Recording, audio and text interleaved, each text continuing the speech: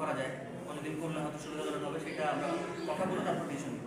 আচ্ছা, একটা বিষয় হচ্ছে যে ওই যে ড্রাইভার ছিল, যে ড্রাইভার যেটা সঙ্গীত না থাকার বিষয়টা বলছেন, অস্ত্রগুলো কীভাবে সে বলে গেল, মানে এটা তো মানে নেওয়ার সময় বহন করার কোনো একটা system আছে না? এগুলো যখন আপনার থানা থাকে, বস্তার মধ্যে যখন থাকে, তখন তারা বলতেছিল যে আমরা রড নিয়ে যাচ্ছি।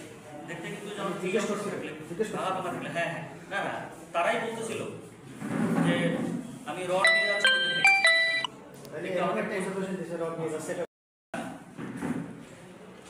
অস্ত্র আইনে একটা মামলা অলরেডি হয়েছে, আর পরবর্তী অন্য যে তথ্যগুলো আছে আমরা হয়তো পরবর্তীতে বিজ্ঞ আদালতের অনুমোদন ক্রমে আমরা যখন রিমান্ডে নিয়ে আসবো, তখন হয়তো আমরা আরও কিছু তথ্য হয়তো পেতে পারি। তো এই ছিল হচ্ছে আজকের প্রেস ব্রিফিংয়ের বিষয়, খুব শর্ট একটা প্রেস ব্রিফিং। তো আপনাদের যদি কোনো প্রশ্ন থাকে বা অন্য কোনো বিষয় যদি জানার থাকে সেক্ষেত্রে বলতে পারেন, শুধুমাত্র আজকের যে বিষয়টা আছে সেই বিষয় নিয়ে। আচ্ছা, আজকে অস্ত্রগুলো কীভাবে আসলো, মানে এরা কী বহন করে আসলো অস্ত্রগুলো? হ্যাঁ হ্যাঁ, অস্ত্রগুলো কী বহন করে আসলো, মানে কোনো গাড়িতে বা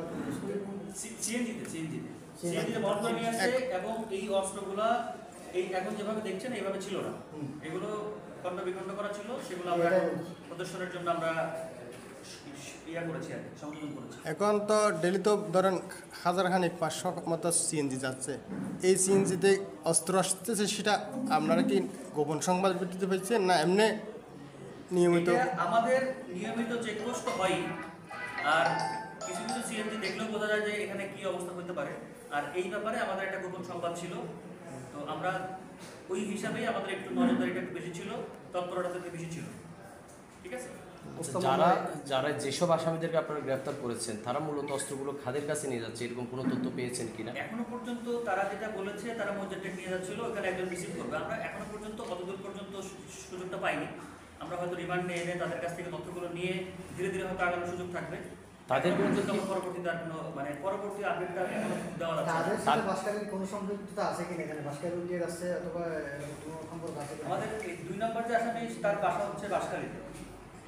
তাদের বিরুদ্ধে কি আগে কোনো অস্ত্র মামলা কিংবা ডাকাতি মামলা ছিল? আগে কোনো থানায় এখনো আমরা ওরকম পাইনি, তথ্য পাইনি।